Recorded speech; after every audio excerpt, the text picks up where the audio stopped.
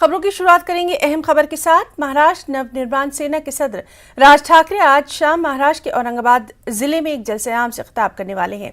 इंतजामिया की तरफ से इस रैली के लिए राज ठाकरे को 16 शराइत के साथ इजलास मुनक्किद करने की इजाजत दी गई है। पुलिस की तरफ से ये कहा गया है कि खिताब के दौरान कोई काबिल एतराज या तकलीफ दे तबसरा न किया जाए। राज ठाकरे, जो कि कभी मराठी मानुष की सियासत करते थे, अब खुद को हिंदू लीडर के तौर पर पेश करने में मसरूफ नजर आ रहे हैं और ऐसे में इस जलसे-आम में राज ठाकरे किन मसाइल को उठाते हैं, इसी पर सभी की निगाहें हैं। सीधे रुख करेंगे मुंबई का। हमारे साथ मौजूद हैं हमारे नुमाइंदे वसीम अंसारी। वसीम, आज राज ठाकरे की जो रैली होने वाली है उस पर सभी की नजरें जो हैं वो लगी हुई हैं। आपसे तफसीलात चाहेंगे, खास तौर पर जिस तरह से जो इंतजामिया है उसने एहतियात बरती है वहां पर सिक्योरिटी को लेकर।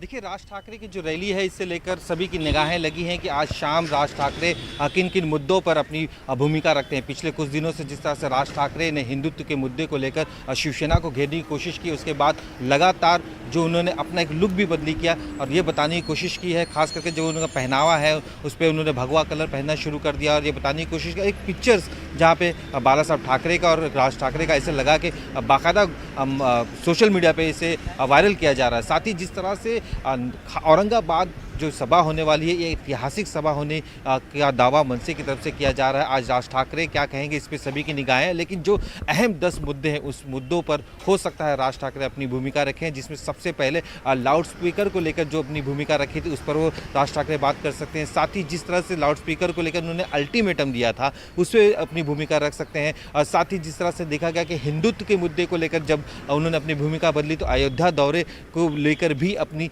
जानकारी मनसे कार्यकर्ताओं के सामने रख सकते हैं। और साथ ही जिस तरह से देखा गया था कि औरंगाबाद आने से पहले एमआईएम का बढ़ता प्रभाव खास करके वहां पर देखने को मिल रहा है और इम्तियाज़ जलील ने जिस तरह से उन्हें इफ्तार की दावत दी थी उस पर भी वो उनकी भूमिका रख सकते हैं। और जिस तरह से एक ज़माने में औरंगाबाद शिवसेना गढ़ माना जाता था, लेकिन धीरे धीरे ये गढ़ खत्म होता होगा और वहाँ पर एमआईएम का वर्चस्व होने लगा है, तो अब ये बताने की कोशिश की जाएगी किस तरह से औरंगाबाद में शिवसेना खत्म होगी और मनसे का एक प्रभाव वहाँ पर मिल सकता है। और औरंगाबाद के नाम को लेकर काफ़ी दिनों से यहाँ पे राजनीति शुरू है। हो सकता है इस बारे में भी जानकारी दे कि औरंगाबाद का नाम अब संभाजी नगर किया जाएगा। इस बात को भी लेकर वो अपनी भूमिका रख सकते हैं। लेकिन इस पूरे रैली को लेकर मुंबई पुलिस, औरंगाबाद पुलिस की नज़रें टिकी हुई है। खास करके उन्होंने जिस तरह से धारा 149 लागू किया, उसके बाद लोगों से अपील की थी कि किसी भी तरह से किसी के दिल को दुखाने वाला भाषण नहीं होना चाहिए, किसी भी तरीके का शस्त्र इस रैली में नहीं दिखाना है, जो नियम दिए गए उस नियमों का पालन करना है। शाम 6 बजे से लेकर 9:45 तक का वक्त दिया गया है। इसी दरमियान उन्हें अपनी रैली को पूरा भी करना है।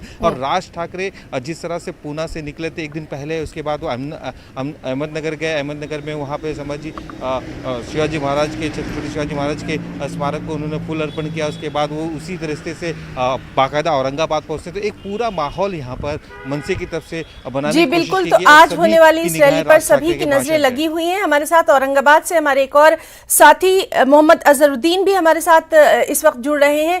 अजहरुद्दीन, आपसे जानना चाहेंगे, आज सभी की निगाहें औरंगाबाद पर ही लगी हुई हैं। खास तौर पर इम्तियाज जलील ने जिस तरह से बाकायदा एक बयान दिया है उसके बाद नजर आ रहा है कि आज जो सियासी माहौल है वो जरूर वहां पर गरमाया हुआ है।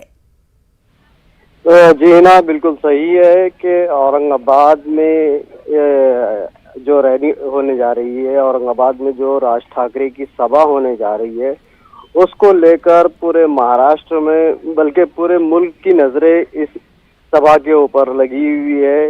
हालांकि इस रैली के ताल्लुक से, इस जलसे के ताल्लुक से बहुत मुखालिफत हुई। सियासी पार्टियों ने, समाजी पार्टियों ने, दलित तंजीमों ने और यहाँ तक कि यहाँ के कारोबारी तबके ने भी इसकी मुखालिफत की। हर एक ने अपने अपने तौर पर इस मामले में है तो पुलिस कमिश्नर और जिला इंतजामिया से नुमाइंदगी की, लेकिन उसके बावजूद हुकूमत ने इसको इजाजत दी है, मशरूत इजाजत दी है।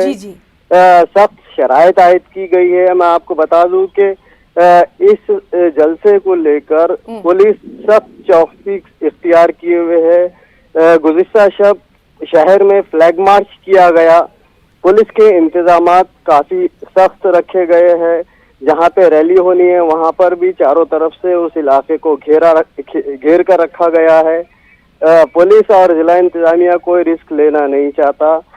इसी तरह हालांकि इस मामले को चूंकि राज ठाकरे पहले ही अजान के ताल्लुक से लाउड स्पीकर पर अजान पे जो उन्होंने एतराज जताया था, उस मामले पर उन्होंने जो बयान दिया था उसको लेकर काफी सुर्खियों में रहे और इसी बात पर ये खदशा जाहिर किया जा रहा है कि राज ठाकरे औरंगाबाद में जो जलसा होने वाला है उसमें जहर अफशानी कर सकते हैं और शहर का माहौल अजहरुद्दीन, खराब हो सकता है। हम ये भी जानना चाहेंगे अजहरुद्दीन कि जिस तरह से हम देख रहे हैं कि राज ठाकरे जो है वो अब दोबारा जोर शोर से अपनी एक सियासी पारी है उसकी शुरुआत करने जा रहे हैं, औरंगाबाद पर ही खास फोकस क्यों? देखिए, जहाँ तक औरंगाबाद का सवाल है, महाराष्ट्र में औरंगाबाद वो तारीखी शहर है। इसी शहर से शिवसेना को बढ़ावा मिला था। इसी शहर का ये सांस्कृतिक मंडल है जहाँ पर बाला साहेब ठाकरे ने सबसे पहले यहाँ पर जलसे आम से खिताब किया था और फिर औरंगाबाद के लोगों ने उनको गले से लगाया था। तो फिर शिवसेना को उरूज इसी शहर से मिला था।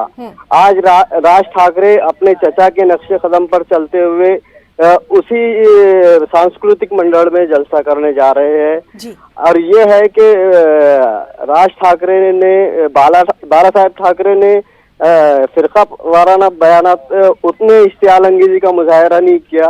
उन्होंने यानी मुसलमानों के खुलकर कभी मुखालिफत नहीं की बाला ठाकरे ने, लेकिन राज ठाकरे सीधा इस्लाम और मुसलमानों को निशाना बना रहे, तो उसकी वजह से यहाँ पर शर्मंगेजी का खदशा है। तो बहरहाल आज इस बेहद अहम जलसे पर सभी की निगाहें हैं, लगातार आपसे अपडेट लेते रहेंगे। बहुत बहुत शुक्रिया अजहरुद्दीन आपका भी, और हमारे साथी जो कि मुंबई से हमारे साथ मौजूद थे वसीम अंसारी, दोनों साथियों का बहुत बहुत शुक्रिया अदा करना चाहेंगे।